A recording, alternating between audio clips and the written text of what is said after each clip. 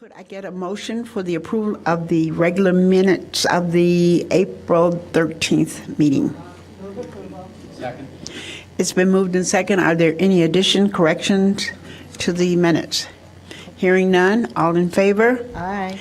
Any opposed? Okay. Our first item for consideration tonight is P1, which is ordinance 21-0-15, the zoning ordinance for text amendment regulating personal service establishments. And we do have one speaker, and we'll call on our speaker first, and that is Mr. Dick Peach.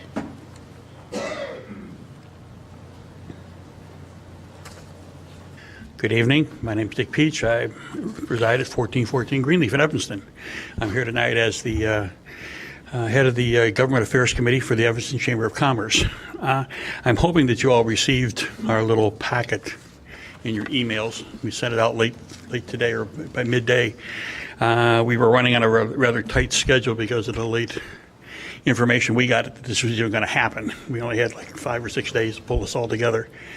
We ran a survey of all of our members. We sent a survey out to all of our membership, which you received. I'm hoping copies of all of it.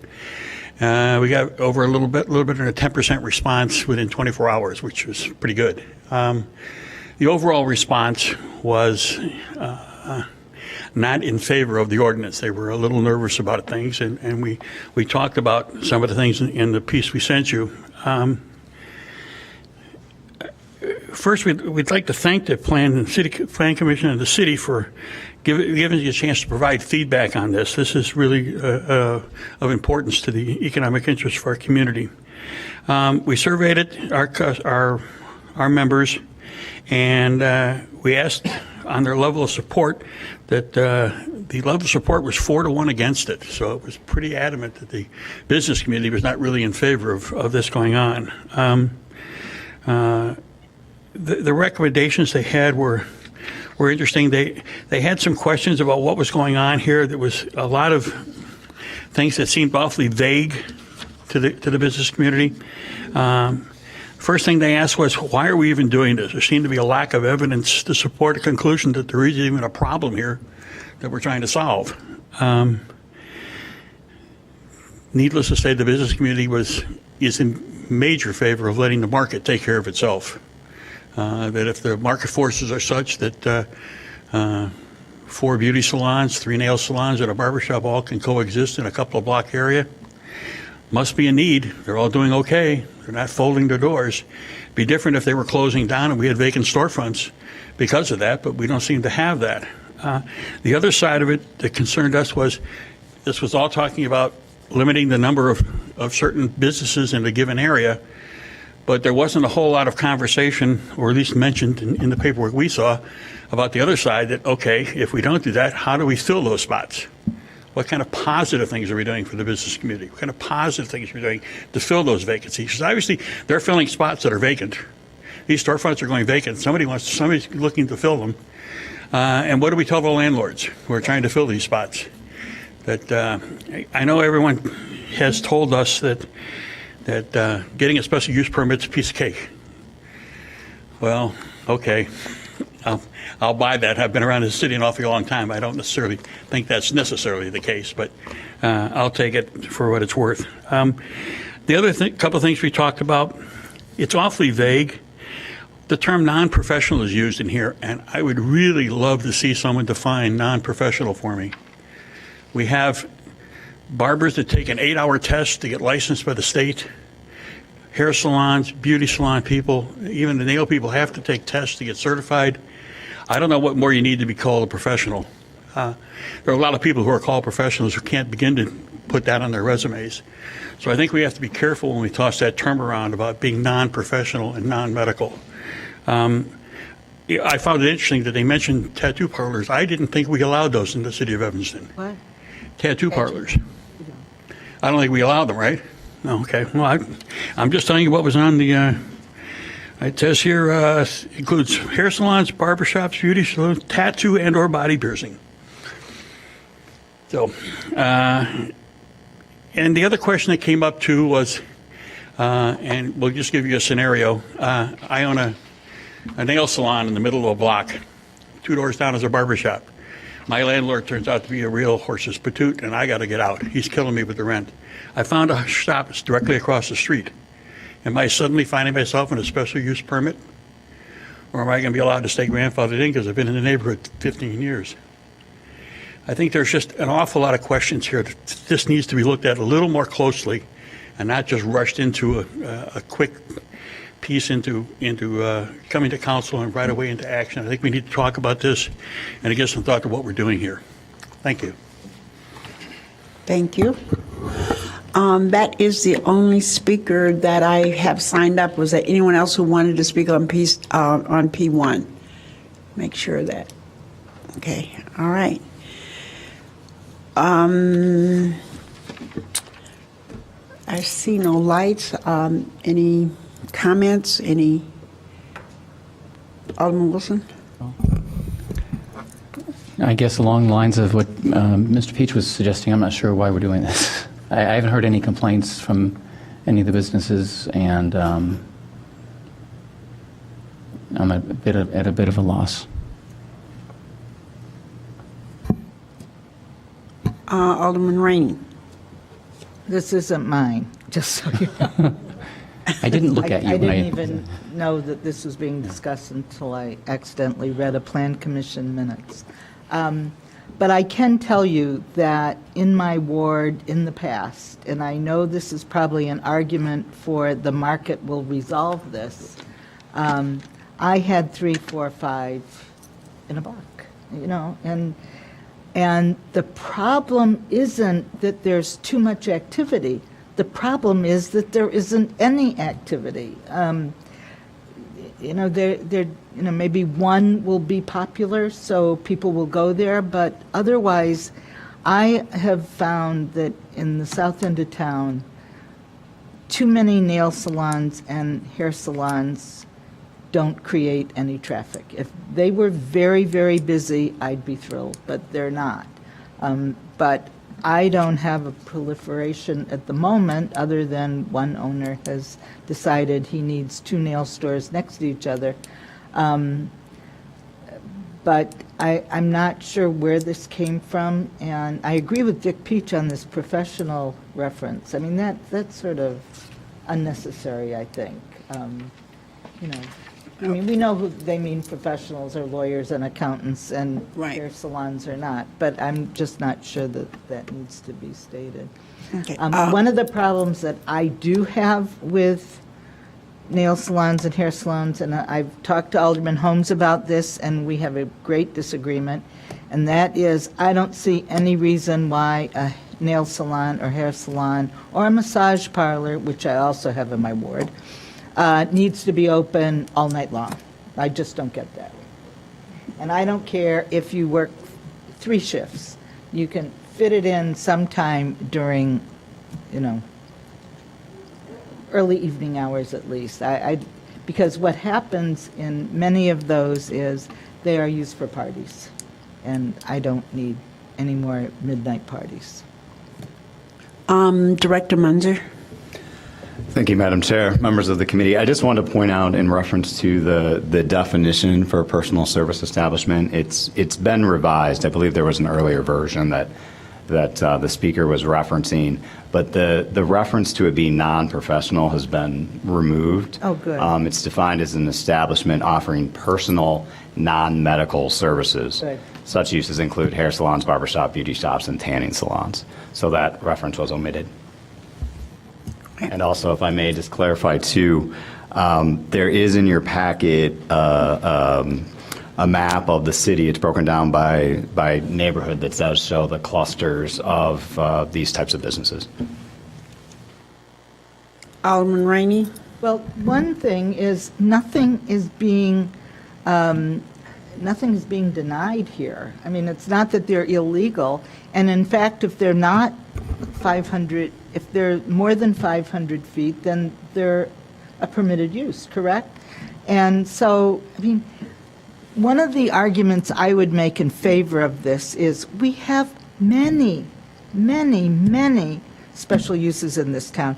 You cannot have a Starbucks without having a special use, period. It doesn't matter if they're a mile away from each other. If you got a Starbucks, you're going to have a special use. Any type 2 restaurant, no matter if it's in a fast food desert, it's going to be a special use. So being a special use is not anything derogatory. It simply regulates too many at a time. There aren't, I don't even know how many there are within 500 feet. But it is not a negative to be a special use. It simply provides a little more oversight. And if they're not 500 feet, it's not a special use, so. Alderman Nguyen. Excuse me. I just did want to say, Dick, we still don't permit tanning salon or tattoo parlors in Evanston. I think you might have misread the statute, because Alderman Rainey and I remember the night we made sure that we never have any of them. But can we hear a little bit more from the staff about? I'm sorry. Can we hear a little bit more from the staff about the origins of this, so that we can better understand it? Certainly, Madam Chair, members of the committee, good evening. This is an issue that the City Council raised, I think now we're probably at maybe 2.5 or 3 years ago, where it had been, I think Alderman Rainey referred to it a little earlier. The item was raised, there was a draft ordinance that was presented to the Council. That ordinance was discussed by the Council. It was re-referred back to planning staff. Planning staff did some additional work. They then brought it back to the Plan Commission. So this is an issue that has arisen from perhaps a problem that either, as Alderman Rainey has said, at least the specific problem has passed, but this is not something that it just came out of the blue. This is something that the City Council re-referred back after one other go at regulating this. So, it's an interesting commentary on community standards, and as far as changing issues, I think as the economy has gotten stronger and storefronts have changed, perhaps the market has made some adjustments here. But again, the last time this was before the Council, it was referred back for additional work, and this is the work that was done additionally. Okay. I see no more lights. What is the pleasure of the committee?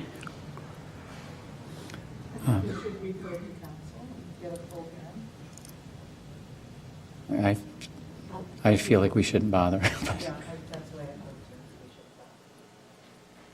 Okay. We should just Non-vote. not bother. Just let it go. Can we have that in the form of a motion? Okay, I move that we decline to introduce this at council. It's been moved in second. All in favor? Aye. Any opposed? All right. Unanimously, we will not introduce this. All right, we're moving on now. Alderman Rainey? You didn't, okay. P2, which is ordinance 60-0-15, amending the inclusionary housing ordinance. We have many speakers, as we have had many emails and phone calls. So we will listen to the speakers first. I also have people who did not sign up for P2 or P1. I think it's Wickenkamp. Is there last name Wickenkamp? Do you want to speak on? Okay, so you want P2. And is this Schermerhorn? Okay, P2, okay. And I believe there's, the last name looks like to be Senior. 1111 Foster. They signed up for RV parking. Oh, John. Oh, okay. I'm sorry, but this is not on this agenda for the council. Then you can do. Okay, not a problem. Okay, I just want to make sure. So when I start calling names, people won't think that I've forgotten them. Okay, we want to start out with Mr. John Barner, who is the first speaker, followed by Ms. Barge, and then Brendan Saunders. So we'll take those three first. Do you have a Mr. Barner? You're first.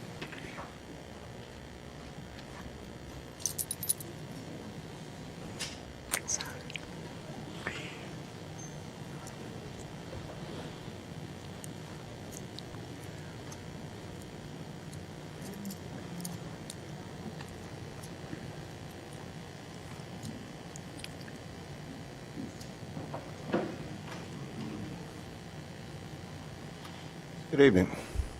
Good evening.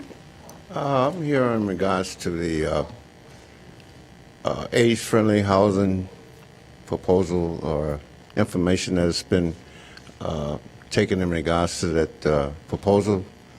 And I'm just here in support of that proposal. And I think that the community should be notified if there's any changes in regards to what has already been presented.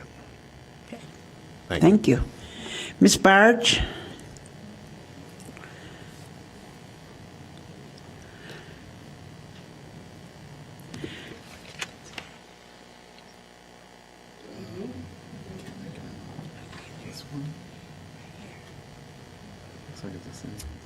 My name is Letitia Barge, born and raised in Evanston 65 years ago.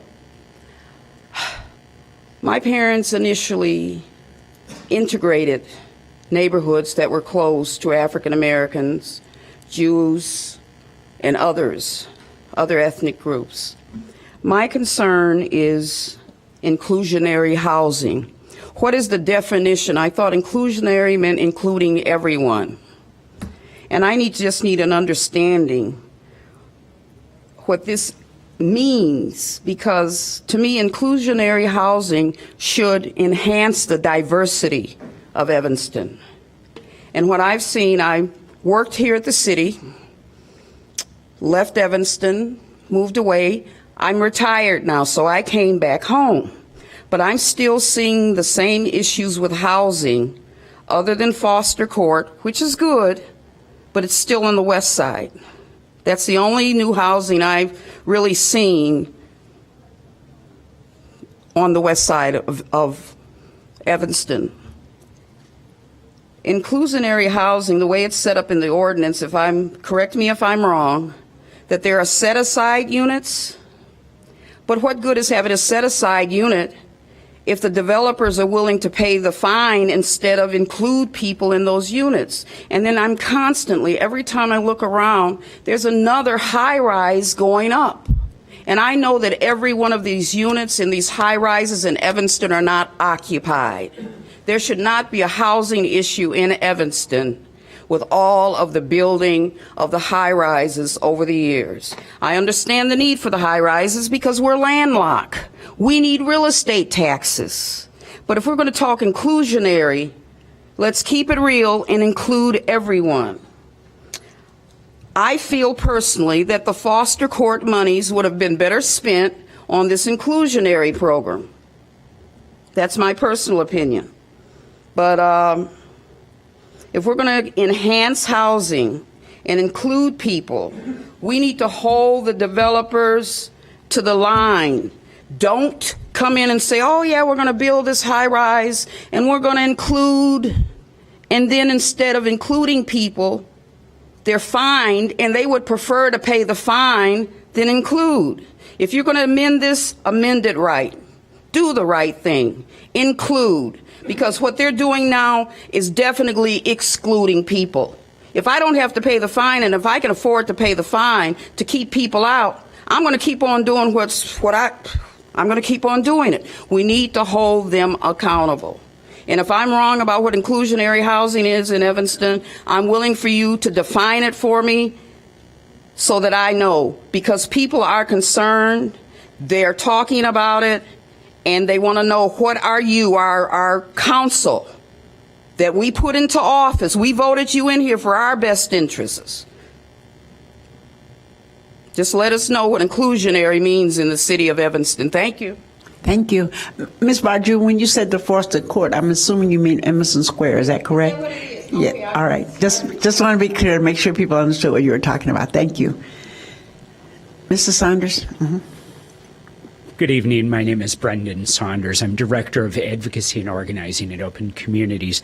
We are located at 614 Lincoln Avenue in Winnetka, Illinois, and we have a service area that covers north suburban Chicago, including Evanston.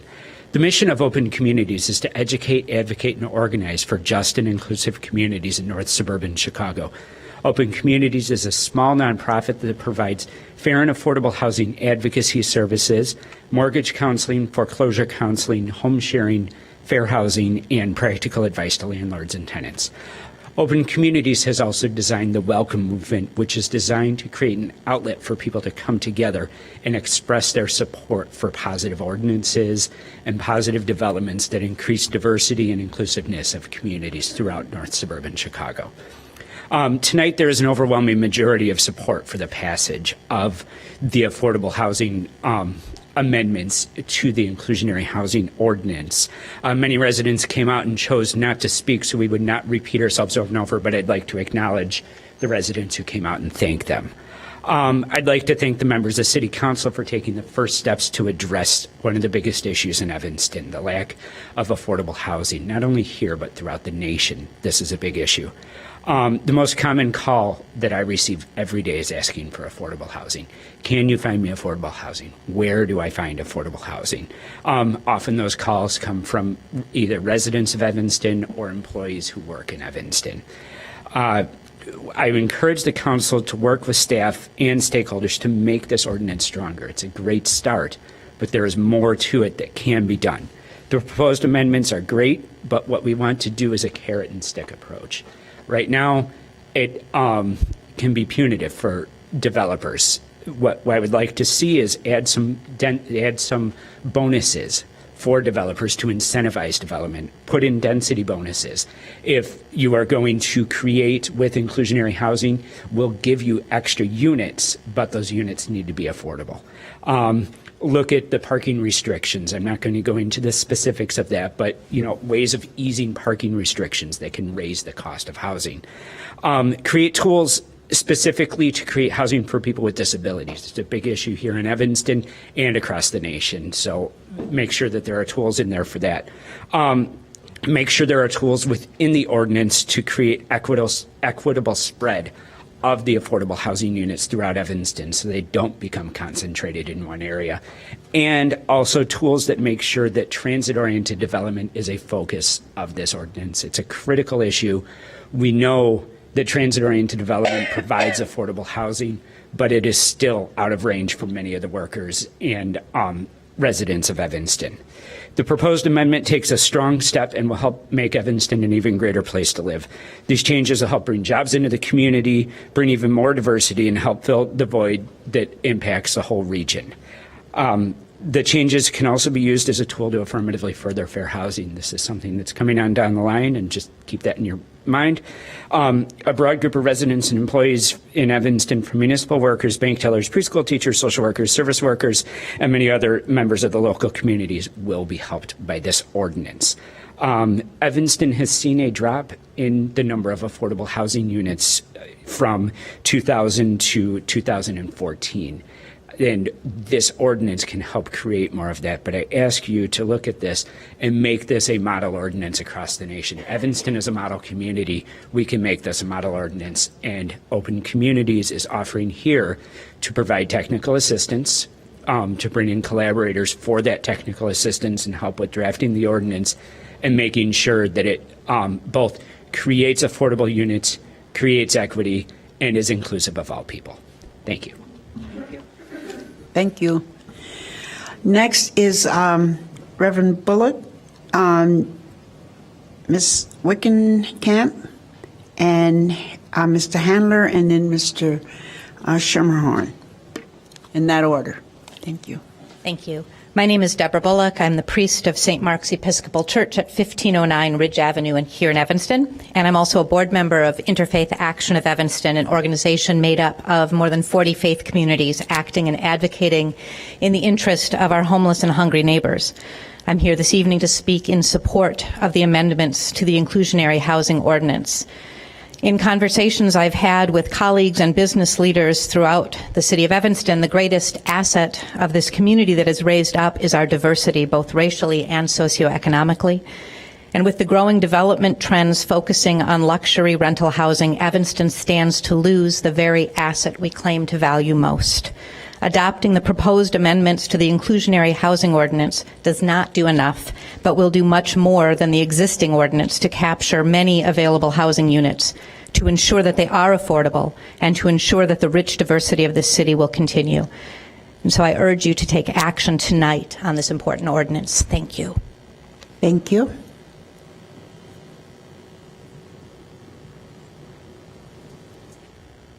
Good evening. Good evening. My name is Jane Wickenkamp. I'm an Evanston resident and a senior citizen. And I am concerned about there being enough affordable housing in Evanston and the role that the revised inclusionary housing ordinance can play in making that happen. Over the past couple of years, we have lost over 3,000 units of affordable housing in Evanston. Seniors are being priced out of Evanston if they are renting. They are being priced out of Evanston the minute they have to sell their homes or condos, and especially if they are on a fixed or limited income and need to rent housing. The luxury apartments that have been built are not affordable to seniors and people on fixed incomes. Where do these people go? Most of them go to Chicago or the near west suburbs. I strongly urge the Planning Committee and the City Council to pass the revised inclusionary housing ordinance and continue the fight for affordable housing in Evanston. Thank you. Thank you.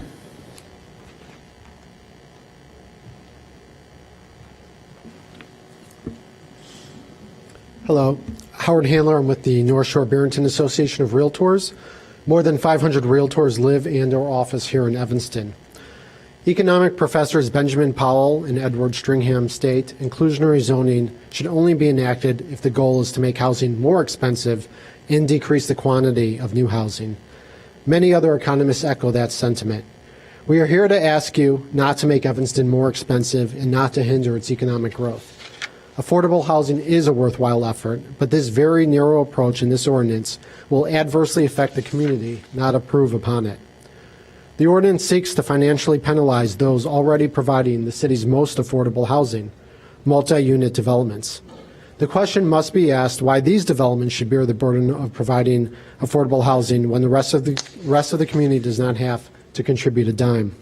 Why is someone that is trying to construct a modest 5-unit rental building being heavily taxed while someone constructing a $5 million home pays nothing? The effect will be that some developers will take their projects elsewhere, while those that make a go for it will attempt to pass these added costs onto the market-based units, increasing housing costs on others and even pricing some out of the community. Real estate provides housing choice for Evanston residents and is a significant economic boost. Every housing project means more business for restaurants, hardware stores, furniture stores, grocery stores, tradesmen, moving companies, attorneys, CPAs, and more. This is not only healthy for Evanston, but it's necessary. We ask that you do not increase housing costs and deter economic growth by adopting this ordinance. We'd be happy to work with you in constructing a better, more broad ordinance. Thank you. Thank you.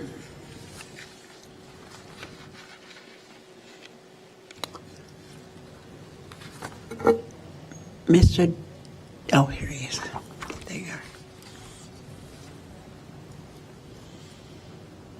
Good evening. Good evening. My name is Dan Skirmahorn. I'm with Skirmahorn & Company Realtors in Evanston, and I'm here to speak with regard to the proposed amendments to the inclusionary housing ordinance. And my understanding is the amendments are to reduce the number of units affected from 25 to 5 and to increase the fee from $40,000 to $100,000.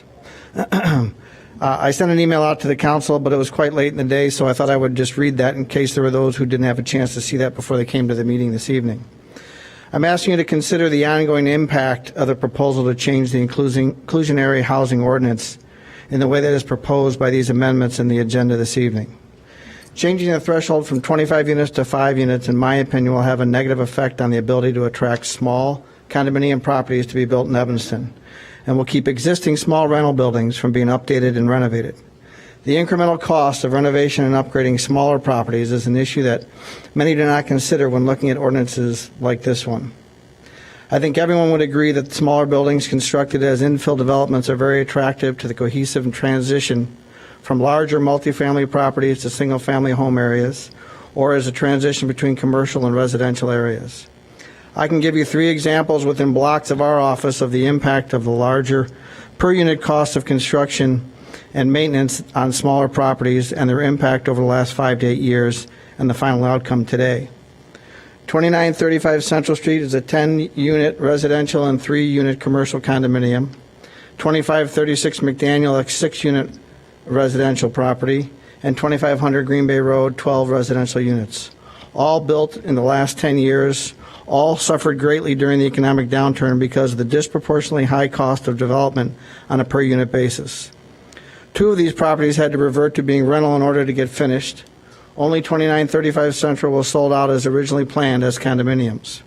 If there had been the burden of the amendments being proposed here, 2500 Green Bay Road would probably still be an unfinished garage at grade level and nothing more. 2536 McDaniel would be a shell, unfinished on the inside, and 2935 Central would still have probably just 1 residential resident and 1 commercial occupant. To add $100,000 or $200,000 to the building cost of any of those developments would have been catastrophic. In addition, it is very hard to maintain smaller multifamily properties for the same reason. There's very little economy of scale in smaller buildings. The monthly assessments in smaller buildings tend to be higher on a per unit or per square foot basis because the maintenance costs have a certain floor in many respects.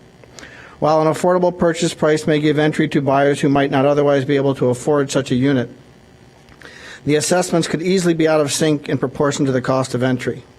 This may have the unintended consequence of adding a burden on that unit owner that they would not find if buying a similarly sized and priced unit in a larger property. This would mean that as a percentage of income, the cost of monthly costs of owning the property would be higher in the small properties because of the maintenance costs being spread over a smaller pool of units. The reality is that developers of small properties just can't afford to include even 1 unit at less than market rate.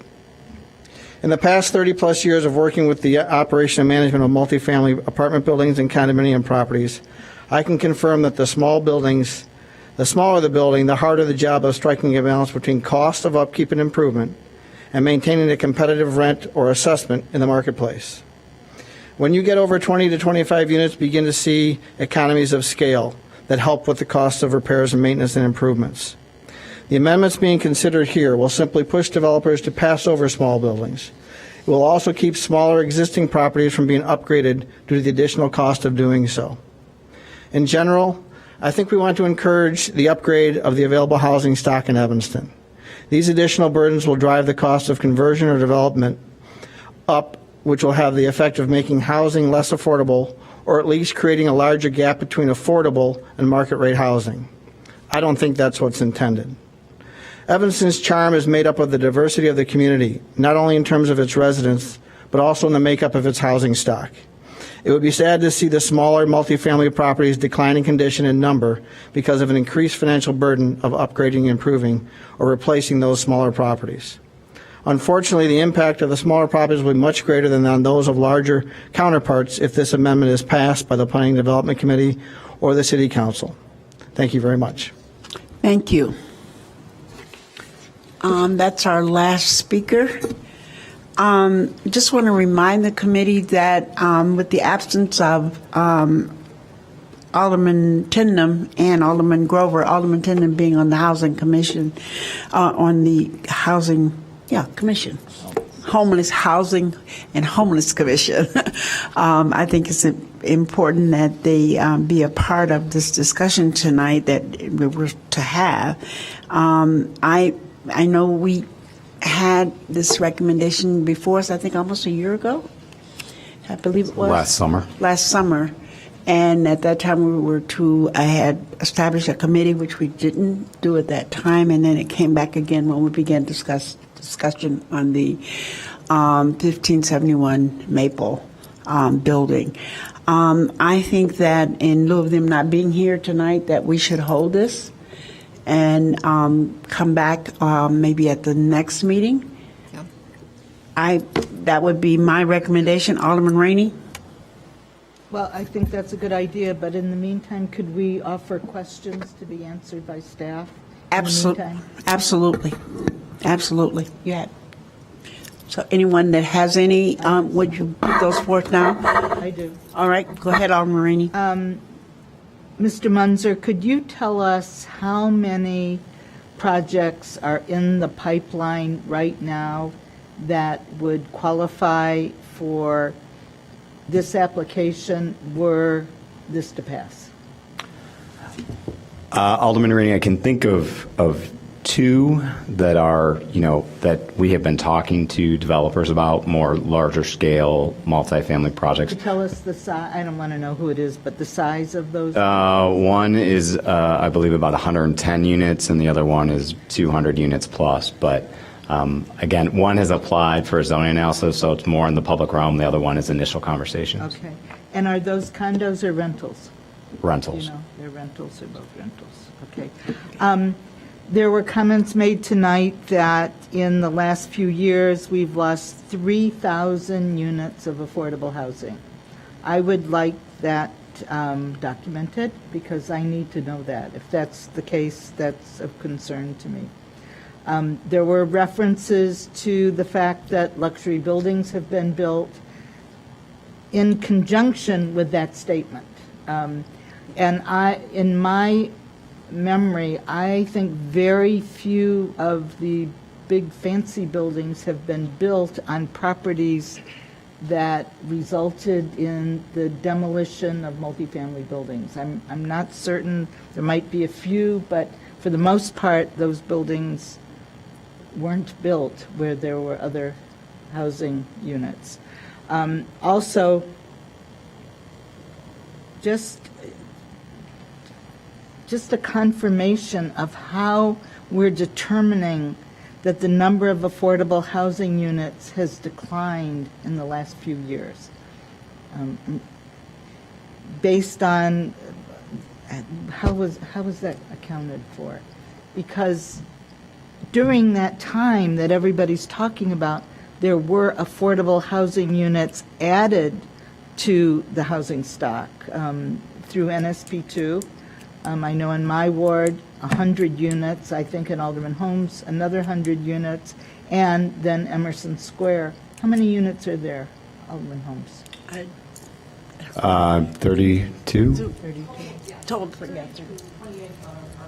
yeah, 24 of those, 28 of those are affordable out of the 32. The others are unaffordable. Their market rate, yeah. Alderman, I'm sorry, Alderman Rainey, are you finished? I'm finished for now, yeah. Okay, Alderman Wilson? Thank you. And I would be interested in seeing or hearing about other incentives that the different communities are using to, the reward kind of concept. Because what I don't like about this proposal, and I really, really, really, really don't like it, is the idea that I keep hearing from constituents over and over again, oh, the developer's going to pay for this. The developer's not going to pull the cash out of their pocket and pay for it. The other people who live in the building are going to actually pay for it. So if you're moving into a rental building, the other tenants are, it's a focused tax is what it is, and it focuses it on the wrong population. So I don't think we should be taxing tenants and condo owners. I think if this truly is going to be a community program, it has to be spread over the community. So in other words, let's look at what other incentives can be utilized instead of taxing the other tenants in the building. Alderman Nguyen and then Alderman Fess. Yes, thank you, Madam Chair. I think I'm agreeing with some of the questions raised by Alderman Wilson, because I think a concern that I have that's been raised to me is the readaptive reuse of buildings that we have in Evanston. For instance, we have several buildings that are warehouse buildings or were used for other purposes that are now being changed into housing. And they might be smaller, for instance, 10 units or 12 units, and this type of ordinance is too burdensome for that project for those types of projects to actually work if we lower it to 5, because they're not large and the economies of scales aren't there, and they're also taking a building and changing the purpose, which is what we want to do. We want to have readaptive reuse. So I would also like to see the things that, the incentives, the other things that are in the toolbox, as we discussed way back in 2007, from other communities as well, to perhaps increase density by a small amount. Density is not always popular in Evanston. And to understand what are the other possibilities for incentives, possibly for smaller developers, because I think when we lower that number, we make it much more difficult for these things to happen. And we want infill development. We want smaller. We don't want to rely entirely on the very large projects. Right. Yes, sir. Go ahead. Alderman, just for clarification, so when we're talking about a reward system, we're talking, or a carrot or whatever term you want to use, we're talking about density bonuses, we're talking about parking reductions. Things like that. Right, yeah. Potential things like Yeah. that, correct?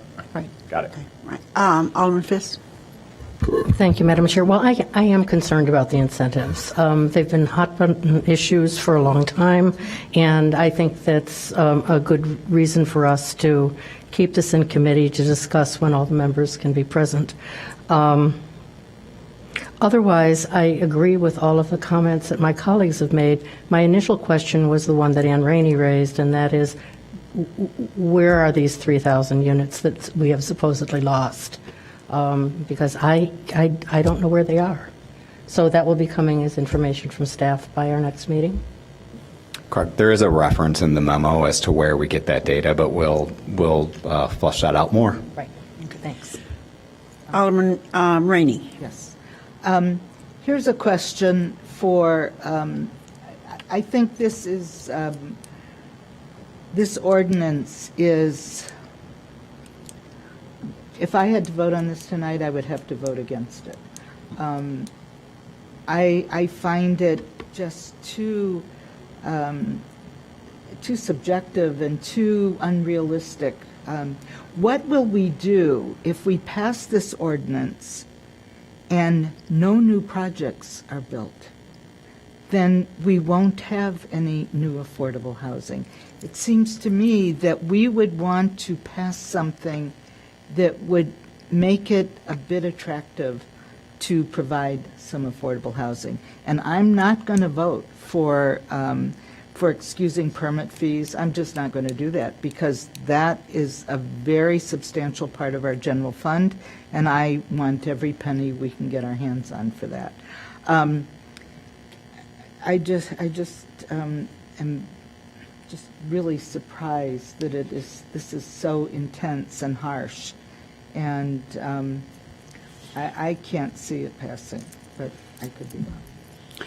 Well, you may be right, but it's so intense and harsh, too, when people don't have a place to live and can afford to live in this community. So that really is... You know what? I think it's just as hard, and I think we really have to flush. This is such a huge policy issue. I think we have to take a look at other burdens in our community. For example, when people go to the movies, they're entitled to some entertainment. Why don't we have a separate rate for people who find movies unaffordable? What about going to the grocery store? I was in the Jewel the other day, and I am telling you, tomatoes were $3.49 a pound. That's just wrong. I mean, how can a poor person afford $3.49 a pound?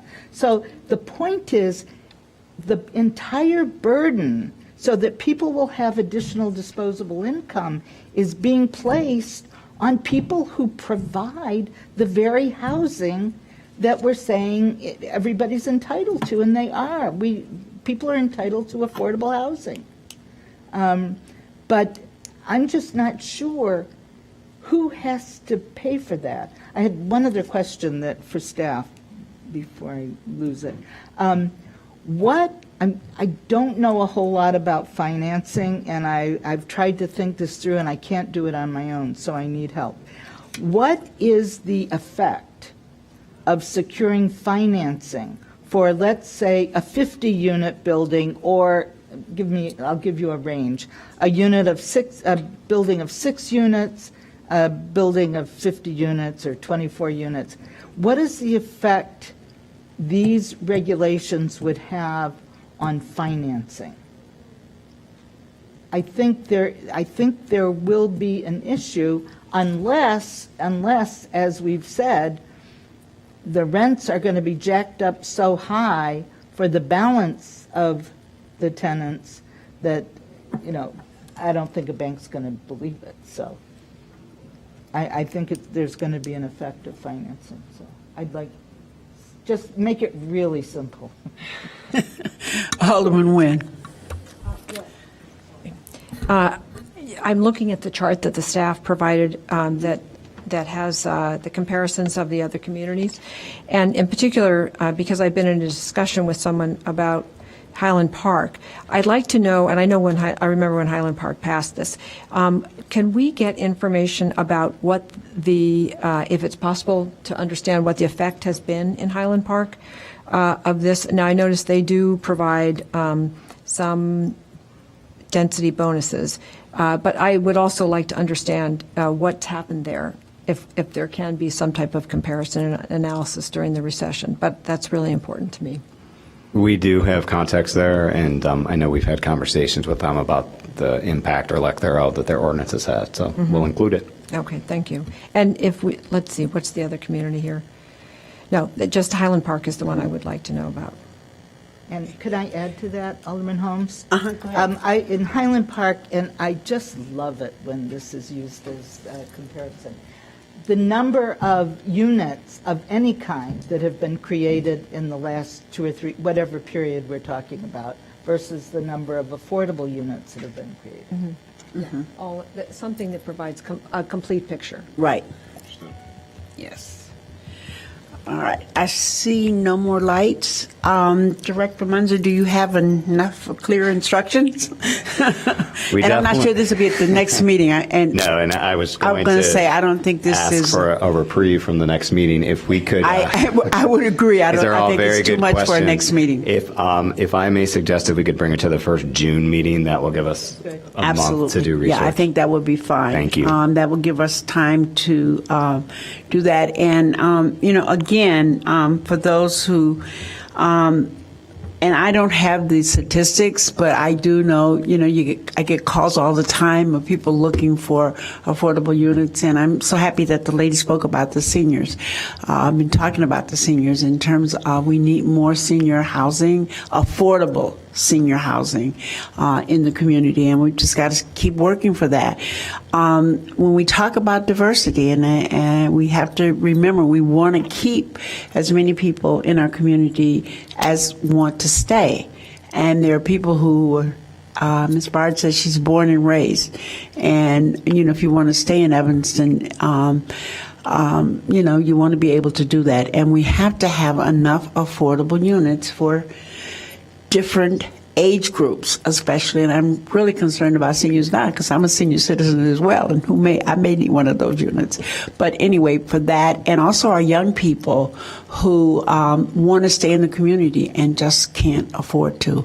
So I want us all to be really sensitive to that, and I understand the points that you're making, particularly in terms of the landlord or whoever passing the cost on to other tenants. But I think that we have to look at people also not being just put in Ward 8 or Ward 5 or 2.